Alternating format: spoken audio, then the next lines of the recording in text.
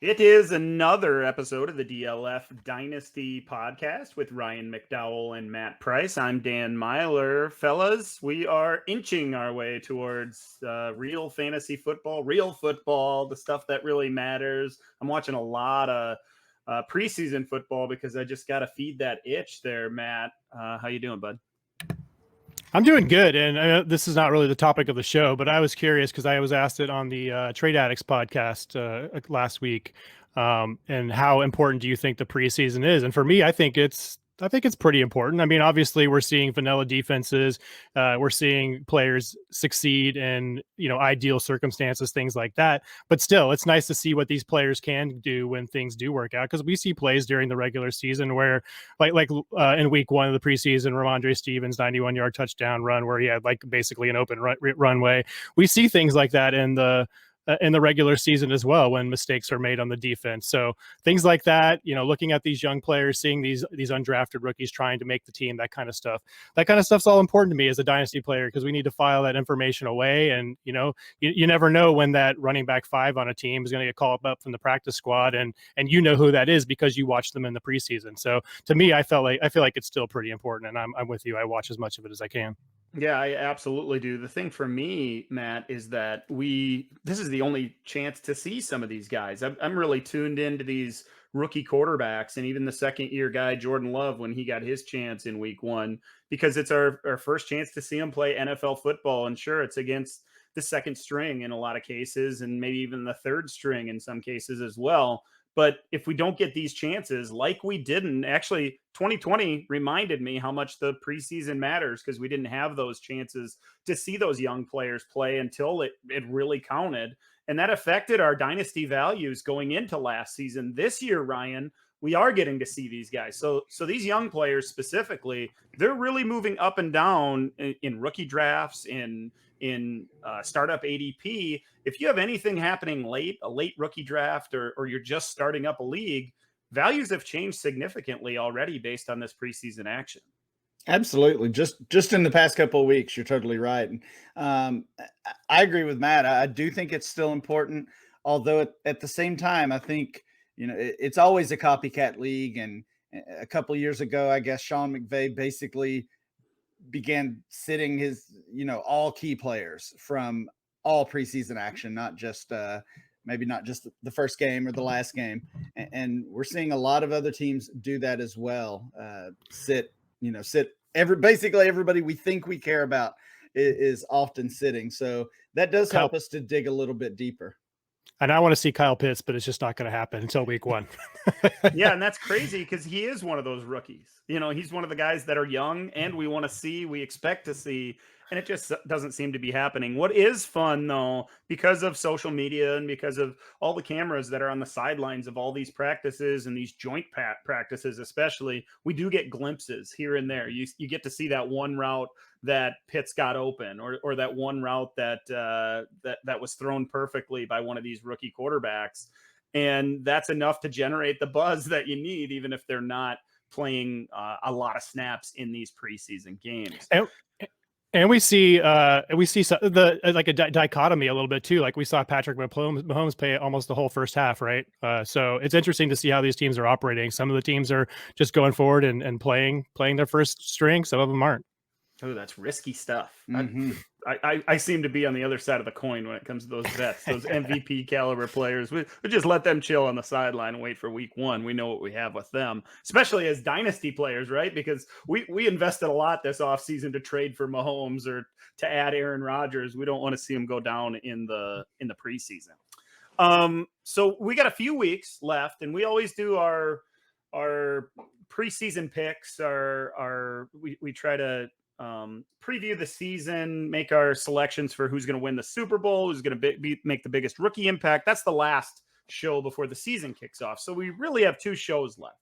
And we wanted to touch on as many pertinent fantasy players, dynasty players, young players as we could over the next couple weeks before we kick off the season. We thought, what better way to do that than another rookie draft review? We can start in 2019 this week. We'll do a 2021 next week, and we'll talk all these second and third year players, the guys that we expect to take the big leap and be a big part of our dynasty rosters moving forward, let's talk about all of them. We're going to do it as a mock draft. We'll try to get at least 2 rounds in and probably 3 if we can. Talk about all the pertinent players, all the players that matter still out of that 2019 class. We drew for picks. I drew the first pick, followed by Matt, and then Ryan. And we're just going to go 1, 2, 3, 1, 2, 3. I want to start at the top of the draft with an easy one. We decided we might as well do super flex so we can make these rookies matter, or make the quarterbacks matter. We might as well rotate through draft picks. We'll go Dan, Matt, Ryan, so we don't have back-to-back picks as well. I'm going to start at the top with I think the easiest pick in the draft, guys. The clear 101, in my opinion, it's Kyler Murray. Since we're doing super flex, it'd be fun to find out where Kyler Murray would be in this exercise if we were doing single quarterback, because I think it would be pretty high. There are a lot of big names. Of course, just a couple of years ago in 2019, he was the top rookie in ADP. He was expected to go number 1 in most rookie drafts and did in most as well. So Kyler Murray, he's got all the weapons. We're trying to do this from this point forward. We're not counting last year or rookie season stats, guys. Kyler Murray, his best football is in front of him. And until he was hurt last year, he was the quarterback 1 in fantasy points, no matter your scoring system. So a guy that with the ultimate upside, a guy that is in an offense that we like with weapons that we like, it'd be difficult, Matt, to pick anybody other than Kyler Murray at 1. Oh, absolutely. Yeah, he's locked in as the 101 pretty easily. Obviously, they've upgraded the offense around him, so excited to see what he and especially Rondale Moore are going to do together this season. And I feel like you set me up a little bit because I think there's an obvious 102 as well, but you also know that I don't really care for this player. So I guess I'll go ahead and take him here since it is super flex. I'll go ahead and take Josh Allen at 102. Not the player that I want to take, but I think it's the right player. Obviously, Matt, we're going to try to keep it to the 2019 class, though. Oh, is he 2020? No, he's 18. He's 18. Oh my gosh. Oh, well, that makes things super easy. Then I thought I looked it up and it said 2019 on his. Okay, your list might be a tad off. Man, I better go back. That's and the look only at that. one from 18 that you had on your list, but it is. If we're gonna allow Matt's taking Tom Brady. Hold on, I'm double checking right now because I'm not sure I believe you guys. Matt wants Tom Brady next. Is that okay? You're right. You're right. It is. I don't know why he showed up on. That's what I get for using Wikipedia, I guess. Oh, come on. Well, this Matt, makes it this makes it especially easy then because I'm going to go ahead and take DK Metcalf, who is the player that I really wanted to take here. We've seen what he can do with Russell Wilson on the field. And to me, he's still, I know he's not everybody's wide receiver 1 in Dynasty. I think most people still have Justin Jefferson at that spot, or maybe one of the veterans. But for me, DK Metcalf still represents the best intersection of talent, opportunity, and quarterback situation, and offers the highest upside of any wide receiver in the league if he ever hits that full potential. So Metcalf for me at 102. Yeah, he's going to be high on everybody's list if we're redoing a 2019 draft. Ryan, if you had picks 1 and 2, what order would they be? I certainly would have taken Kyler first. I think that was the easy one. I agree with you, Dan. Easiest pick of the draft. Part of that is because the lack of competition at that quarterback spot for Kyler. A pretty significant drop off after him at the quarterback spot. Looking at the class as a whole, I really think it's become a wide receiver class. That's where the strength is. I think 2 and 3 is certainly debatable. So I would have had DK Metcalf third. I'll take AJ Brown with the third pick instead. But again, I think those two guys are pretty much a toss up. So what are your thoughts on Brown? Now that Julio Jones is in town, we're expecting him to get a big share of that passing game as well. Of course, Corey Davis leaves, and that's going to open up some targets for sure. We also lost Jonnu Smith in that offense, Ryan. It's going to be the A.J. Brown, Julio Jones show, but is there any concern, I guess, or any red flags that make you think, hey, maybe A.J. Brown might have to take the back seat for a year, maybe 2 behind Julio Jones? No, not really. I don't think at this point, I don't think we can even expect a full season necessarily out of Julio Jones. And if if there's a concern, maybe even nitpicking, it would be the change in offensive coordinator and what impact that will have. I do still think, even with the success we saw from Brown, from Ryan Tannehill last year, I still think this team wants to be the offense wants to build around Derrick Henry. So maybe this is the last year of that. We'll see how his next year or two goes. But regarding Julio, no concerns on AJ Brown for me. And for me, the tiebreaker between those two is still the quarterback. I know Ryan Tannehill has kind of come into his own the last couple of years, but that was under Arthur Smith. I mean, I'm not saying he's going to go back to the Miami Ryan Tannehill, but I'm going to take Russell Wilson from a quarterback perspective over Ryan Tannehill pretty much every time. And I think both of them have a little bit of those volume concerns. They're both in those run heavy offenses, right? So that's why I kind of go towards DK. Yeah, and what flips me over to AJ Brown is in the two run heavy offenses, the Titans are just better at it, and they're better at play action. They can sneak those wide receivers behind the linebackers because they're so keyed in on Derrick Henry and that power running game that those are easy pitch and catch situations for Tannehill, for AJ Brown, and I think for Julio Jones now too when he's healthy. I think there is reason to think, oh, maybe he loses a couple of opportunities a game, but that's not going to take away enough from AJ Brown to think that he wouldn't be the top wide receiver in this class and potentially even, guys, the top wide receiver in fantasy football as quickly as this season. Yeah, I think the other important thing that we really should kind of look at with each of these picks today is the previous ADP, rookie ADP from 2 years ago. Of course, Kyler Murray was the 101 at that point as well. Both AJ Brown and DK Metcalf were in that mid to late first round range. DK was 8th overall. AJ Brown was 9th overall. All of this data comes from actual Superflex rookie drafts held on My Fantasy League. And just thinking back, DK Metcalf fell a little bit further than we thought he would to the late second round. AJ Brown, there were concerns about his landing spot in Tennessee. Again, that run heavy offense, and both of them have definitely overcome and kind of answered any questions that we might have had about them. Yeah, it's really impressive. There are probably a half a dozen, maybe 8 or 9 wide receivers that you can make a very strong case for being the wide receiver 1 overall in fantasy, and 2 of them came out of the same college in the same draft, and now we're talking about them out of this 2019 NFL draft class. They land at 2 and 3 in this Superflex mock draft. Let's move on to the 4th pick, guys. You mentioned, Ryan, that they were the 2nd and 3rd wide receivers, Metcalf and Brown, that were selected in rookie drafts back a couple of years ago. I'm going to dig a little bit deeper for the 4th pick. I'm going to go with wide receiver 13.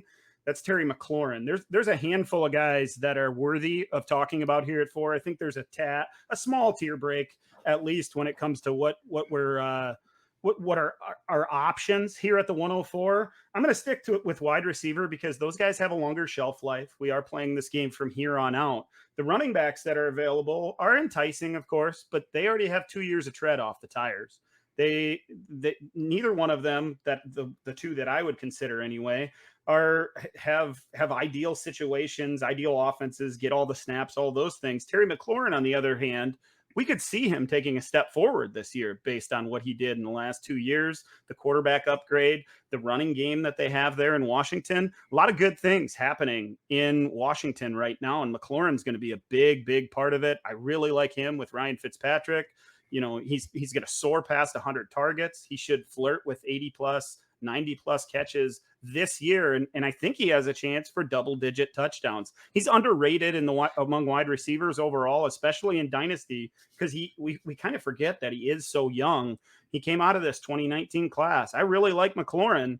I think he fits right here at the 104. That's where I had him ranked, Matt. Yeah, I love that pick. That would have been my clear 4 as well. Can't wait to see what he does with an actual quarterback back there. And I mean, honestly, if Fitzpatrick stumbles, then Heineke has looked pretty good too. So excited about his future there in Washington. My next pick I'm going to break the seal on running back. He was the running back 2 this time 2 years ago in rookie ADP, but he's the running back 1 for me in this class now, and that's Miles Sanders. I think the hate has gotten too far on him. He's down in the late teens, maybe even like running back 18, 19, something like that. In our most recent ADP from our mock drafts. And he's he's clearly ahead of guys like, I don't think I'm really spoiling it here, but clearly ahead of the other running backs in this class for me at this point. Not necessarily when you look at what the community thinks of the other two backs, I think we'll be talking about here pretty soon. But for me, easily the one. And this season with a rushing quarterback, we're certainly concerned with passing volume that might go to him. Boston Scott is still there. They drafted Kenny Gainwell as well, and people like him. And he's probably the best pass catcher in this class, in the 2021 class, to be honest with you. But I really think all of those guys are going to be playing second fiddle to Miles Sanders when it all is said and done. Ryan, it's interesting because Sanders, who certainly fits in this range, he's kind of moved down dynasty rankings and down ADP in recent months, and even going back to last year where he certainly had his struggles along with the rest of the offense, but the skill set is still the same. He still profiles as that guy that has 3-down potential and can be on the field all the time. I don't necessarily know if that works with this coaching staff and what they're going to want to do. What is your take on Sanders, first of all, falling to number 5 in this draft right now, where he kind of slots in, and then secondly, how he profiles moving forward? Yeah, I did have Sanders as the RB1 from this group as well. I had him one spot lower, so I'll get my 5th guy here in just a moment. But I agree with a lot of what Matt said there, that I still like Sanders, but there is some question again about this coaching staff. And I mean, we hear it every offseason.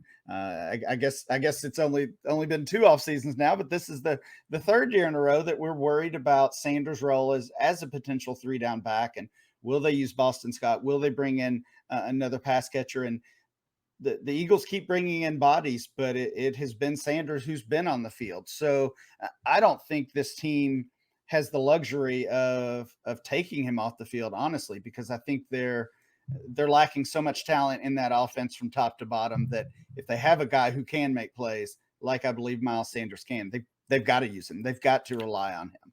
And he's the only 3-down back on the roster, in my opinion. You can throw Jordan Howard in there if you want as the early down guy, but I just don't think they're going to do that on a regular basis. Maybe he loses some goal line touches to him or something like that, short yardage situations. But I just don't see any of those pass catching backs like Gainwell or Scott, being able to do what Sanders can do between the tackles. So I think he's locked in.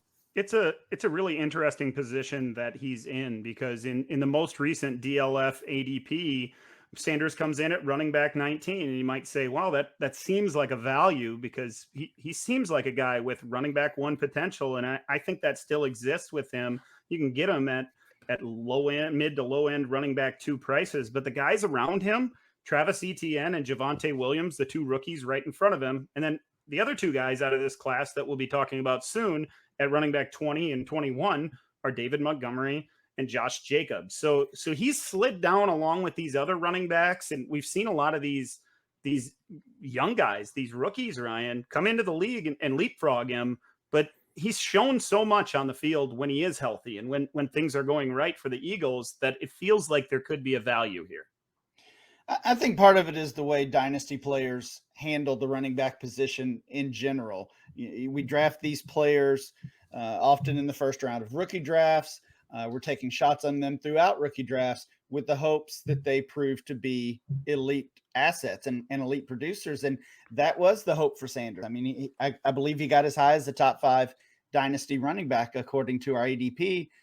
But then now just 2 years in, as a community, we've decided he's not elite. He's not the next he's not the next McCaffrey or Barkley or Dalvin Cook. So now he becomes just another guy. And if I can trade that in and take a shot that Travis Etienne or Javonte Williams is that next elite running back, then I would do that.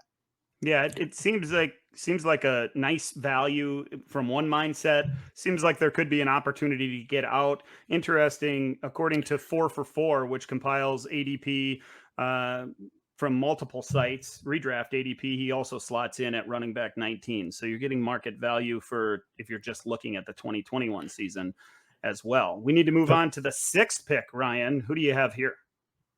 As I mentioned, I'm getting my 5th ranked player here in this class, and I'll take another wide receiver. I'll go with Diontae Johnson here. Like I said, I think this has become a wide receiver draft. We've got Brown, Metcalf, McLaurin, and now Diontae Johnson in the top 6. And this is not quite a rookie draft do-over or redo because of exactly what you said, Dan. We're taking into account what these players have done for 2 years. But from a running back position, we're only really expecting maybe 4 years of production. We're 2 years in, so that's going to hurt the value of these players in this exercise that we're doing. But it's also realistic, and it works in whether you're talking about trade value in existing leagues or a dynasty startup. I think Diontae Johnson and Miles Sanders would go in the same range in a current startup. Yeah, it feels that way. Johnson back in 2019 was 27th overall in ADP, the wide receiver 10. So if you're one of those guys or gals in your dynasty rookie draft that grabbed Johnson in the 3rd round, you can pat yourself on the back because he's another guy where the arrow is pointing up. We're expecting bigger things in 2021 than we've even seen to this point. And maybe even beyond that, once Juju moves on, we'll see what happens with the quarterback position. There are things to be excited about with Diontae Johnson, both as a possession guy underneath to move the chains and potentially even a downfield threat if Juju were to move on in free agency next year. So he fits in right here at number 6 in the 1st round. I would have taken Diontae Johnson where you would have, Ryan. My next guy after Johnson is TJ Hockenson. I'm going to sidestep the running backs once again. And I think it's more, I kind of talked about it with the McLaurin pick. I'm just not that excited about having a 3rd-year running back, not like we were 2 years ago when we were picking Miles Sanders and some of those other running backs, because you get their entire rookie contract and they're on their way up. At this point, some of these running backs, we kind of think we know what we have with these guys. When it comes to Jacobs, he's not necessarily the pass catcher. We don't see him on the field in those situations. Miles Sanders has been banged up a little bit, and David Montgomery, although he had the big end of his season, there are red flags there as well. Feels like the pass catchers have the longer shelf life and they have the bigger upside at this point in their career. So if we're starting from this point on, of all these players, it feels like TJ Hockenson has the highest ceiling of all these players from where he is right now. We all expect the burst this year, him to step forward and have that breakout. I know the offense, there are question marks with the quarterback and the play caller and all those things, other weapons on the team. But Hockenson is the best pass catcher on that team. He should be targeted early and often. There's the potential for him to really make that breakout and be the biggest part of that offense, both in the middle of the field and in the red zone. So Hockenson, I had at 6th overall behind Diontae Johnson at 5th. I'm happy to get him at 7 right here. Yeah, and I almost took Hockenson there at 5, to be honest with you. It was kind of a coin flip for me. So that's a fantastic pick. He's the number 1 option on on their team, and we know that gives him a good shot at being a top 5 to 6 tight end in 2021, if not higher than that, based on the volume he should receive. I'm actually going to go with the opposite in terms of volume at the same position, though. I'm going to take Noah Fant here. To me, he's the clear next option. I think you could go with one of the other running backs like we discussed, but I've never really been that high on Jacobs, who was, I think, the running back 1 in this class this time 2 years ago when we were doing rookie drafts. But Fant, to me, has improved every year. He's still going to be behind Judy and Cortland Sutton, in my opinion. There's still a quarterback situation that we have to monitor for him. But at this point, like Ryan said, going forward, he's got those first 2 years under his belt, and we often see these tight ends break out in year 3. So Fant here at 108 seems like a pretty easy choice. Yeah, that's a good pick. I like that. Hockenson was the 7th pick in ADP back in 2019 in rookie drafts. Fant, however, fell a little bit farther. You remember back that year, he was a fringe 1st rounder. He'd go between 10 and about 14. Came in average of ADP of 10 overall was Noah Fant. So he's moved up a couple spots. Hockenson, Ryan, has stayed the course, really. He's number 7 in this exercise. He probably could fit in anywhere between 5 and 7. What are your thoughts on these 2 tight ends as a whole? This group was highly anticipated coming out of Iowa, and we expected big things. They haven't really reached that level yet, but it seems fair to say that they're both on the cusp.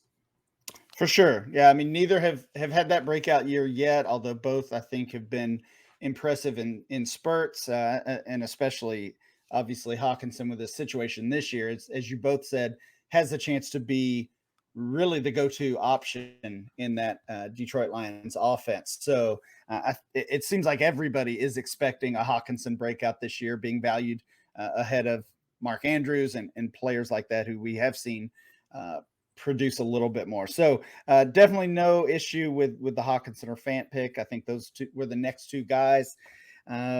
And it feels like a little bit of a tier break after those two. I'm looking at the rest of the names, and I'm not excited to grab any of them. It takes me back to rookie drafts and kind of general rookie draft strategy, thinking we draft those running backs hoping to hit, as I said earlier, but usually that's not what happens, right? Usually either they're just a guy or we totally miss. And I mean, maybe the go-to strategy is take your wide receivers or take really your best player available. And even if you have to pay up and trade for those elite running backs, then do that once you actually see them produce. I don't know. This is challenging me a little bit, but I am going to go with a running back here. I think David Montgomery is the best guy available, best guy left. At this point, I think maybe he gives us 2 more years of production as that, that mid-range RB2. And of course, we saw him perform even better than that last year. I don't think we can count on RB1 seasons from him moving forward, but that's kind of the reality of where we are, even just 8 or 9 picks into this draft. Montgomery a couple of years ago, Ryan, was all over the board when it came to rookie drafts. You'd see him go real high in one and fall all the way to the bottom of the first round in another one, because we just weren't sure what we had in the Bears running back and that offense. And it seemed like he was going to be the guy, but in his rookie year, he shared time with Cohen and he was kind of mixed in the passing game, getting a smaller chunk of the pie than Cohen, of course. And then after Cohen went down in his second year, that's when we saw the leap. We saw his potential as a pass catcher, and that's what made him a league winner. He was the guy that carried a lot of us as dynasty managers to a championship. The thing is, Cohen, while he's still hurt, he is expected back at some point. So we have to weigh that a little bit. It's interesting that you went Montgomery over Josh Jacobs, who we know doesn't have that potential to be the pass catcher. Those two tier in together for me. I was just kind of curious why you took David Montgomery over Jacobs. Yeah, again, even though it's basically a small sample size at the end of last year, we have seen it. We've seen him get the targets and play that role. I do think the moves that the Bears made this offseason, both drafting Justin Fields, that rushing quarterback. Matt was talking about that with the Eagles, Miles Sanders and Jalen Hurts. That does not help. Bring in the veteran Damian Williams does not help either. So even if Tariq Cohen can't get healthy or stay healthy, Williams is still there looming as competition as well. So I think both of those hurt Montgomery, but I still see more PPR upside with him versus Josh Jacobs. Yeah, I went back and forth between Montgomery and Jacobs, which one belongs on top. According to redraft ADP, David Montgomery comes in at running back 17, while Jacobs is down there at running back 20. So particularly in these PPR leagues, which we are assuming, of course, in this exercise, it seems like that lack of pass catching really affects Jacobs' value. So he's going to slide down the board in an exercise like this. I went, as I said, I went back and forth. I thought about going to a different position, but the highest guy on my board right now is Josh Jacobs. No matter what you say about his PPR, the negative effects of not being a big PPR back, he still is the goal line back. He still gets regular touches, expected to get, in that 18 to 22 touches per game, mostly on the ground, and certainly get his opportunities around the goal line. If that's the case and he holds that role for the next 2-3 seasons there in Las Vegas, there is value there. And to get him at number 10, when just a couple of years ago, he was the top running back off the board at number 2 overall, we've seen him finish as a low end running back 1, high end running back 2. He's at spurts as a high end running back 1. If he's getting those opportunities at the goal line, it seems like the right place for him to go. This is a big tier. I think you could go a lot of different ways, but I'll take Jacobs. Yeah, he would have been.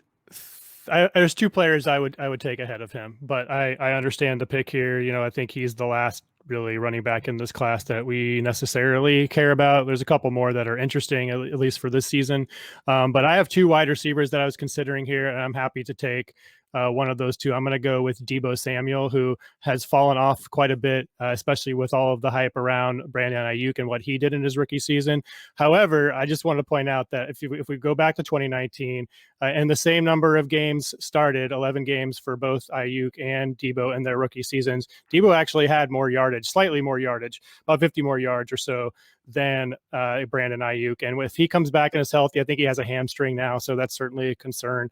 But I think him being able to do what he did, 57 catches, 800 yards, and a few touchdowns there. And that was in a season where George Kittle actually was healthy for the majority of the season. So he did it with the primary pass catcher in that offense, whereas Ayuk kind of broke out when everybody else was hurt or out of the lineup, right? So to me, these two, both Deebo and Brandon Ayuk, should be a little bit closer than their current ADP really says. And I wouldn't be surprised if Deebo came close or even outproduced Ayuk in 2021, assuming health for both players. I think if we were playing Madden football and we could turn injuries off, Deebo Samuel would have gone a lot higher in this draft and would be valued Yeah.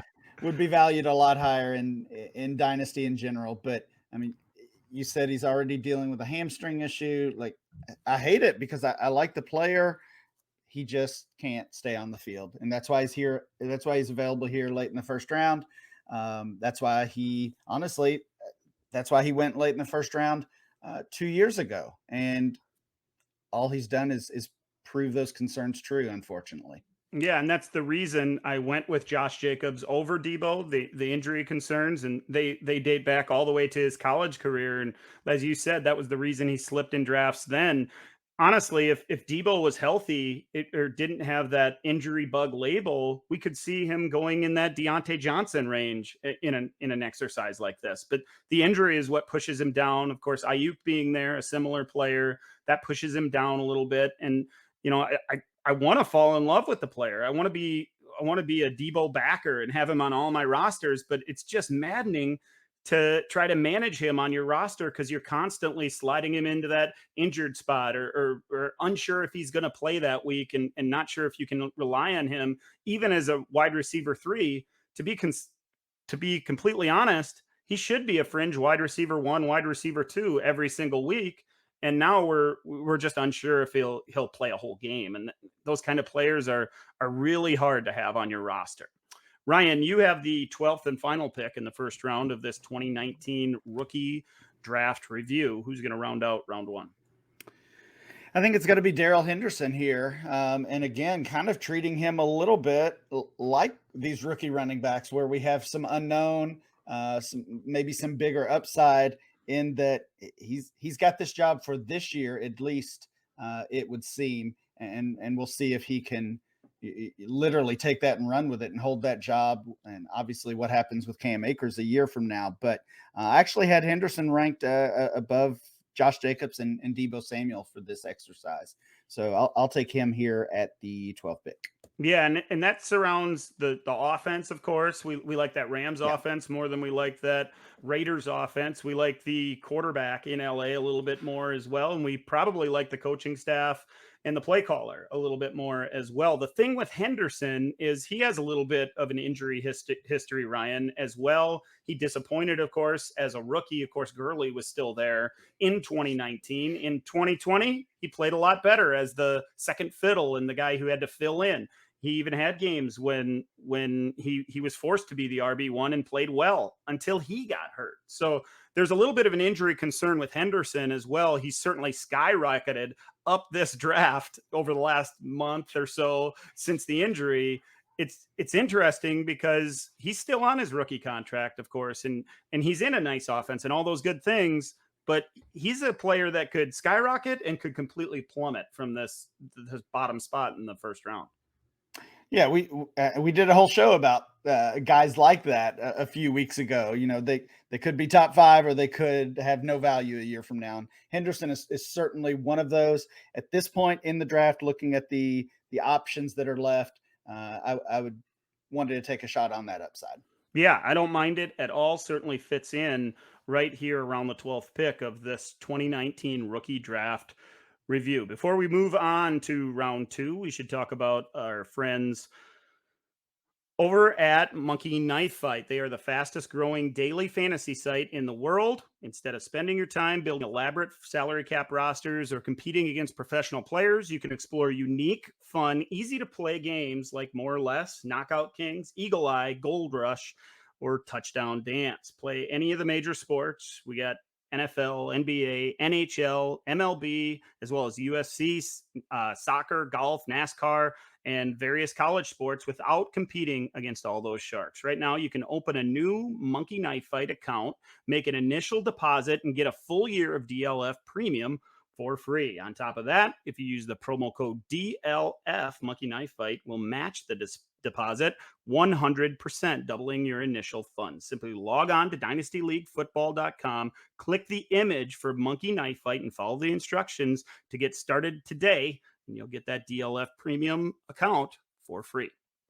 Guys, we just finished up round 1 of our 2019 rookie draft review. I started things off with Kyler Murray, then Matt went with DK Metcalf, followed by Ryan taking AJ Brown. The rest of round 1 went Terry McLaurin, Miles Sanders, Diontae Johnson, TJ Hockenson, Noah Fant, David Montgomery, Josh Jacobs, Deebo Samuel, and Darrell Henderson.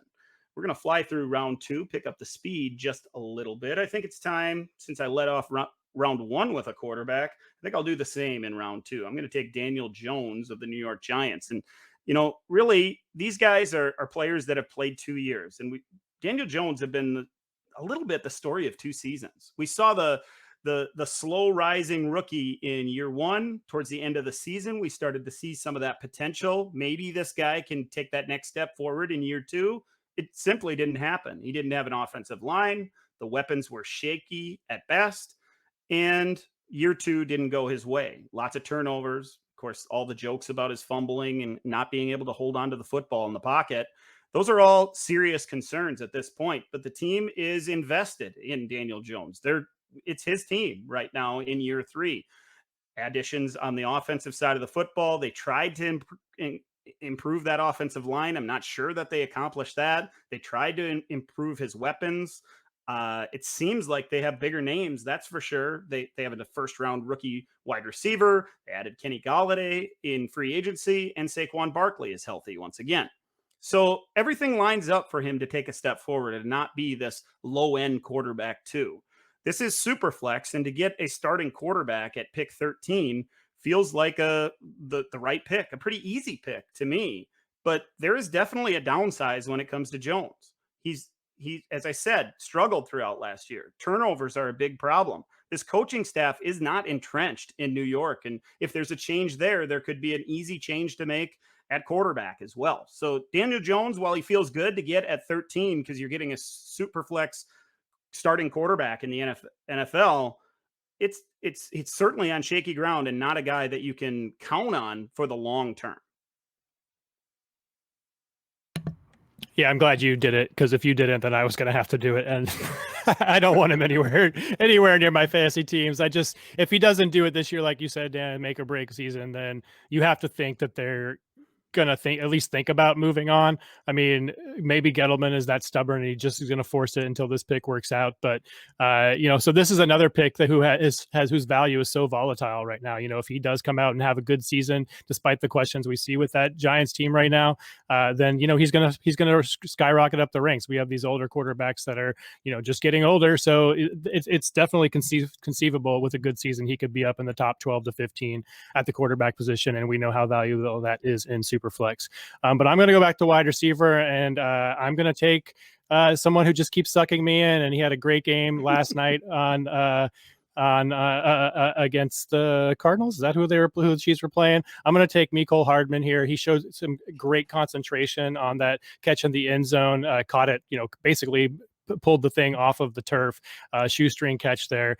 So things like that, I think, show that he's going to be a little bit more improved this season, hopefully, especially in terms of his catch percentage. That's always been a big issue with him, his concentration, making boneheaded plays. So hopefully with yet another season off season under his belt, a full off season of practice, meshing with that offense and really moving up to be the wide receiver 2, at least from what we assume on the depth chart at this point. Hardman is the pick here for me, just because of the offense he played in and hopefully the jump he'll take here in year 3.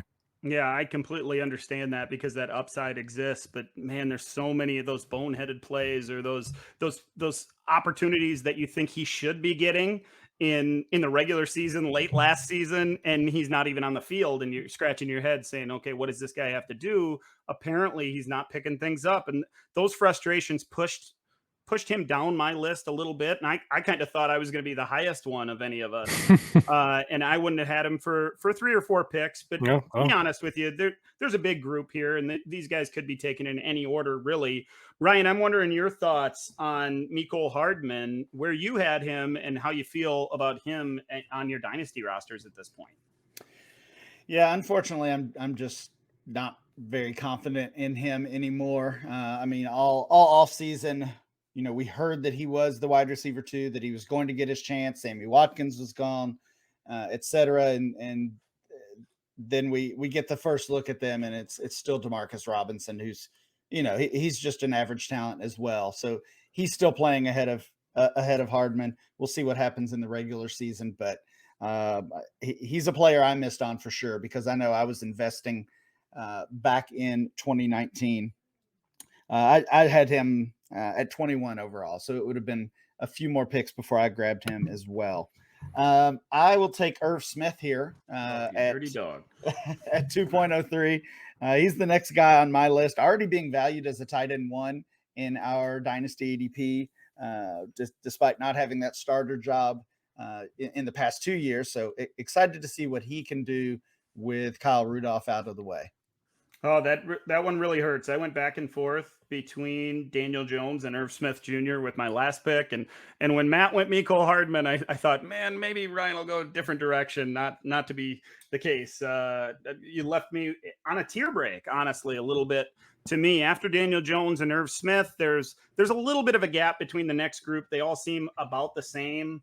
I guess I'll take the highest guy in current ADP. That's Damien Harris, the running back from the Patriots. And it's not a pick that I'm in love with. He's kind of lumped in with a couple other running backs, another wide receiver and a quarterback option as well. And none of them seem like a guy you can just put in your starting lineup.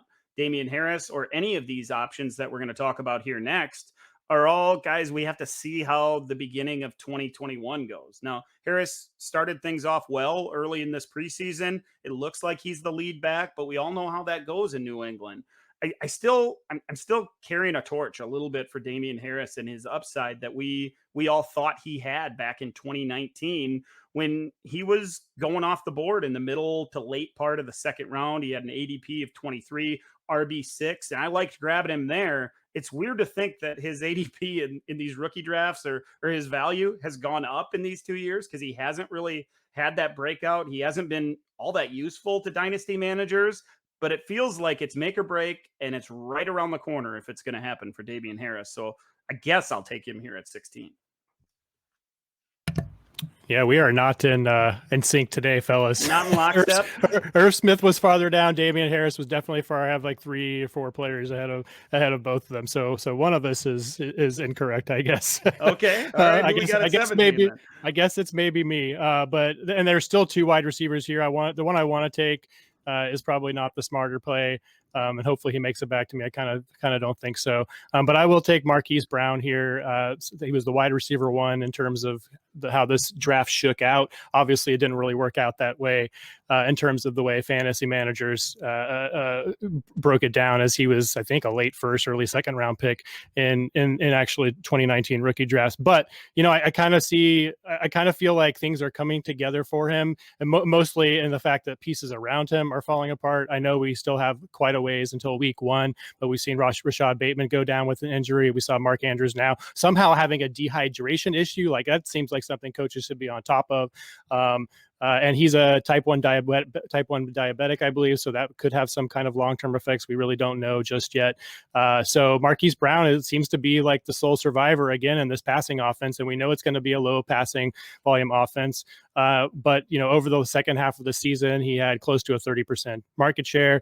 And if these two players are going to miss time around him, then, he could start off with a hot streak at the beginning of the season and really kind of increases his dynasty value. I think long term, it's still a question mark. I think Rashad Bateman is a more versatile receiver than he is. And once he gets healthy, we may see him kind of move to the forefront and volume really become an issue for Marquise Brown. But I think at this point in the draft, in our exercise here, it makes sense to go ahead and take a shot on, what is at least going to be a wide receiver one for their team for probably the early part of at least the 21 season.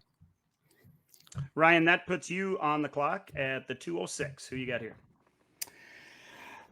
Yeah, this one doesn't feel great, but I'll go with Myles Gaskin, the Dolphins starting running back, at least for this season, or at least to start the season.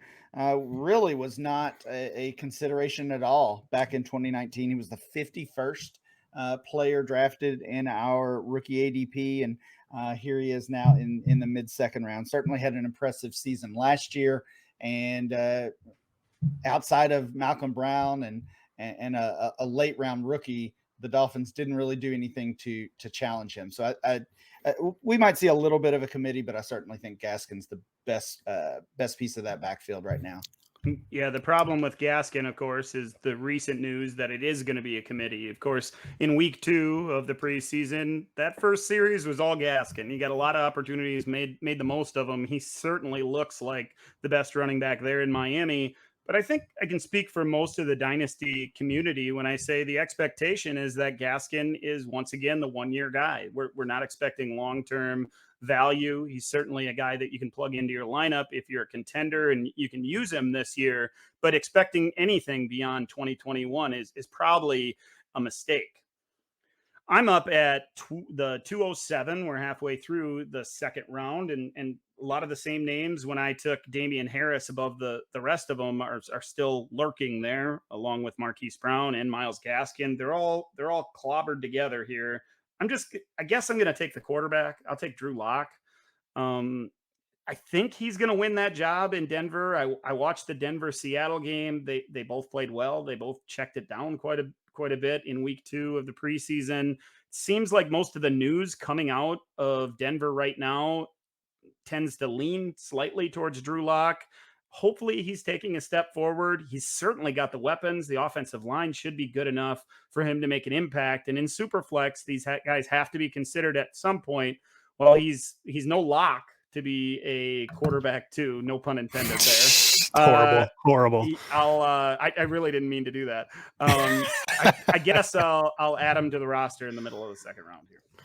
Again, I'm glad you took the quarterback because it was certainly on my short list, but I certainly didn't want to. And I'll take the receiver I wanted to take with my last pick, and that's Parris Campbell. We're doing this draft from a perspective of what they're going to do now and going forward. And, health is obviously the main concern with Campbell. We saw him come out in week 1 last season and really put up, I think, had the most receiving yards and most targets of any player in the Colts offense, and then promptly got hurt in week 2. So I think that if he can't stay healthy, he's going to have a breakout type season, no matter who the quarterback is, whether it's Carson Wentz coming back healthy, and all the options behind him obviously are not exciting. But Parris Campbell is going to operate in the short area, intermediate areas of the field, and I think probably even Jacob Eason, or if it somehow is Sam Ellinger, I kind of doubt it, will be able to get him the ball in that area of the field. So really, it's just all about health for Parris Campbell.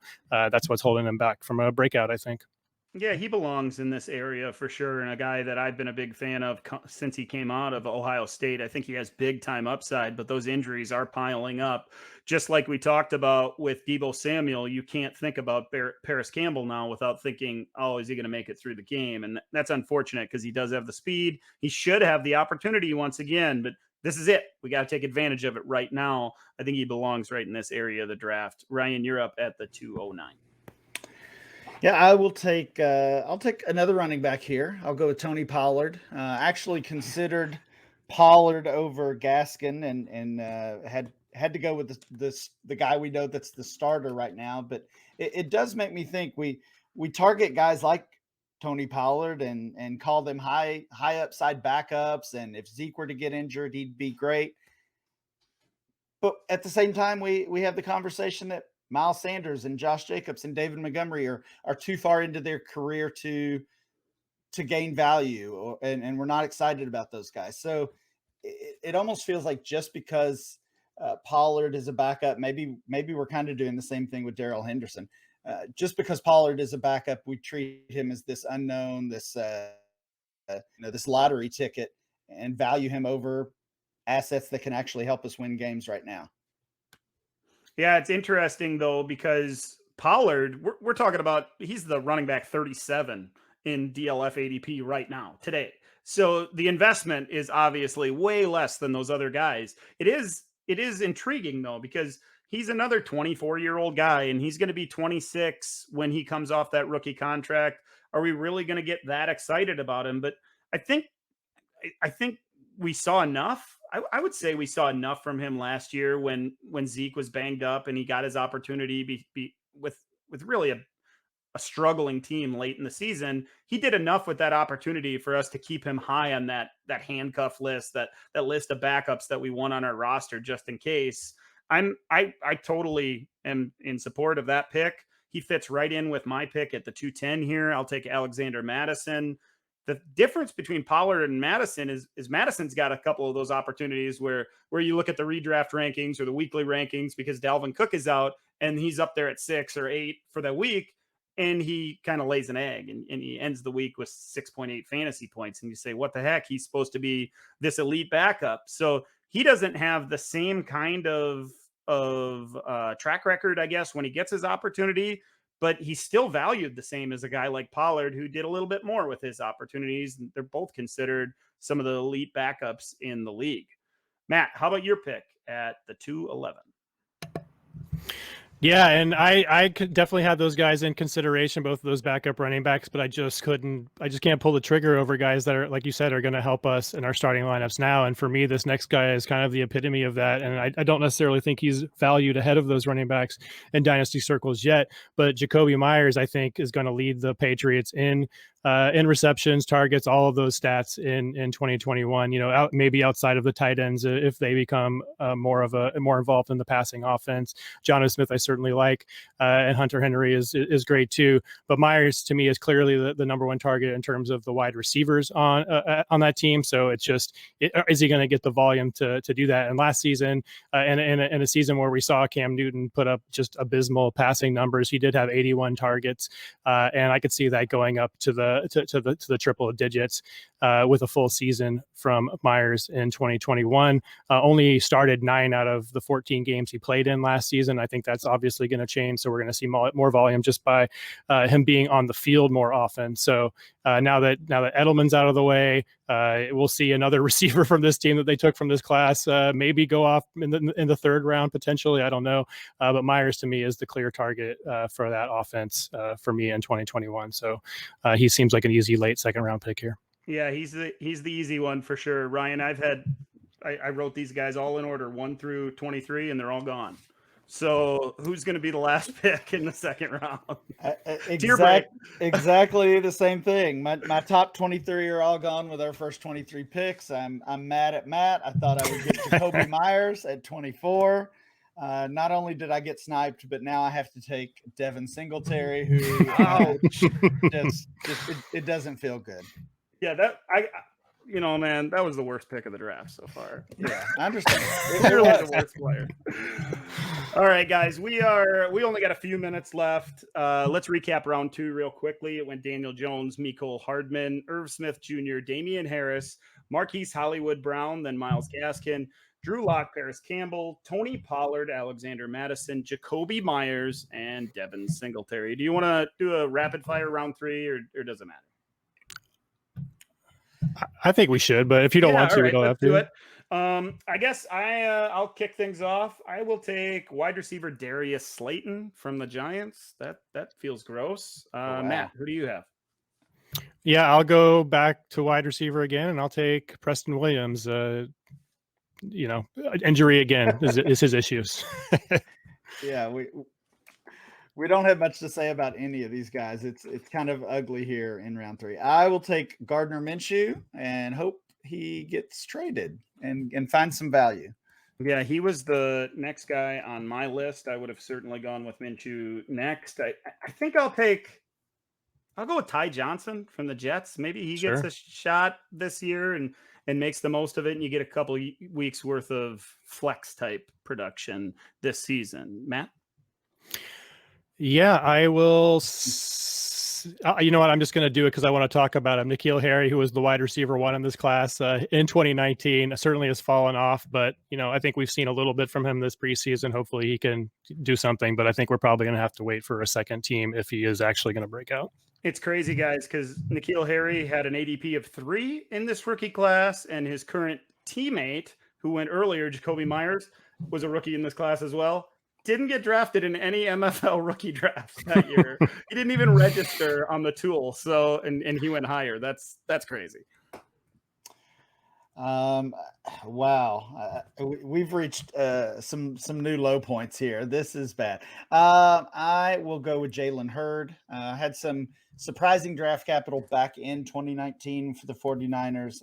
And it's just been, injuries that have ended both of his seasons before he's gotten on the field at all. So. Yeah, I had him up there on my list. I like that pick. I think there's still a sliver of value there. Last spot on your roster type of guy in a deep league. I'll take a guy that I can't quit. I'm going to take Jay Sternberger. I've heard all the rumblings that maybe he could potentially get cut and all those things. I think the fact that he is suspended for the first 2 games, that might save his career. He can go on that suspended list, wait the couple weeks, maybe there's an injury and he holds on. He still has like down the seam type upside. I can't quit Jay Sternberger. Wow, I have 3 tight ends ahead of him on my list. So I guess I'm up. So I'm not going to take one of those guys, but I'm going to go back to wide receiver. Showed a little bit last season, probably the wide receiver 3 this season. And there's enough volume in the Atlanta offense that Olamide Zaccheaus could be productive for fantasy teams in 2021.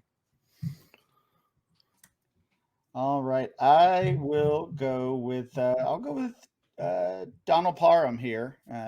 Yep. Chargers tight end. Definitely had some hype. Jared Cook kind of hurt that a little bit when he moved over and landed with the Chargers. But again, a younger guy. We know it takes tight ends a while to break out, obviously undrafted, and impressed a little bit in, I believe it was the XFL. I'm going to take another tight end here at the 310. I'll take Foster Moreau. The Raiders' backup tight end. He is buried behind one of the best tight ends in the game, and we don't get to see it, but the slivers of chances, those 2 tight end sets, he's caught some touchdowns, made some impressive catches. He's probably the best fantasy tight end that's a backup on a team in the league, not considering the teams with two real good tight ends. He's a true backup, but he's good, and he has upside if he ever has the job to himself. Yeah, I agree with you. And he was going to be my pick here. I forget who it was that said it. Yeah, he was. And somebody on Twitter, I forget, sorry who it was, said that he's the only true tight end handcuff in fantasy football. And that kind of rang true with me. And you're right, Dan. He's really impressive. If he ever gets an opportunity, I think he could be, maybe not a tight end 1, but a fringe tight end 1 in terms of production. But I'll take the other guy real quick. Why were you surprised about us both agreeing on Foster Moreau? I don't know. He was just off my radar. I know he had a pretty bad knee injury last year as well, but yeah. Okay. All right. Matt, you got 1 pick left?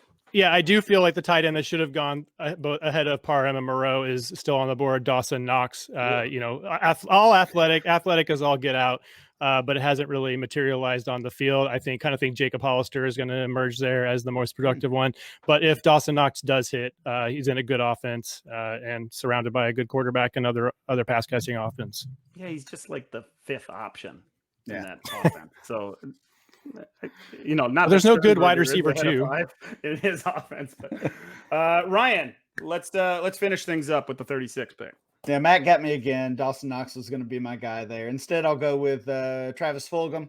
Of course, Okay. Eagles wide receiver. We saw a little bit of a breakout last year, and since then, of course, the Eagles have added even more competition. So not high hopes, but I do think he's at least still worth a roster spot. Couple overlooked guys in this exercise. Quadri Olesen could be one injury away from getting an opportunity in 2021 down there in Atlanta. Miles Boykin went undrafted in this thing. He's pretty much buried up there in Baltimore as well. Andy Isabella is an interesting one. Man, I really liked him coming out of a small school and going to be a slot down there in Arizona. It has not worked out. Hopefully he gets a new opportunity somewhere and takes advantage of it. Also, Hunter Renfrow might be a name that people are familiar with, and then Benny Snell.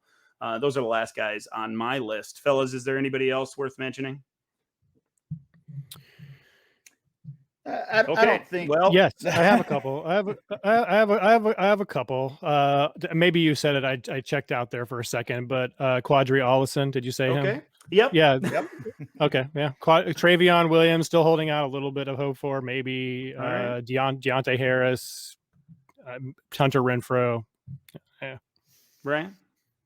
I just think it's interesting. You talked about it, Isabella a little bit. JJ Arthega-Whiteside, another guy who was a first rounder. I couldn't put him on my list, man. He wasn't going to make the top 40 in this. No, it was not on my list either. But, I do think it's always interesting and worthwhile to look back at those players that were misses, even if they weren't your misses, if you weren't in on them. The guys like that were late first, early second rounders, both sometimes in the NFL draft or in rookie drafts, and clearly were misses. So I think we can always learn from situations like that. Yeah, the guy for me out of that class that I didn't mention in round 3, I loved picking up Justice Hill. It felt like a good place. Of course, that was before they moved on from Ingram, and they made other investments at the position since then. Of course, Hill was supposed to be the primary backup, and it just didn't work out. I still got a sliver of hope for Justice Hill, but he comes in at about 44 in this class right now. That was fun, guys. We got to talk about a lot of names. We mentioned the ups, and the ups like DK Metcalf and AJ Brown and Terry McLaurin, and then of course all the downs like N'Keal Harry and some others as well. We're going to do the same thing for the 2020 class next year before making some predictions the week after that, and then we get to talk real NFL football, real fantasy results. So for Matt and Ryan, I'm Dan. Thanks for listening to this episode of the DLF Dynasty Podcast. We'll catch you again next week.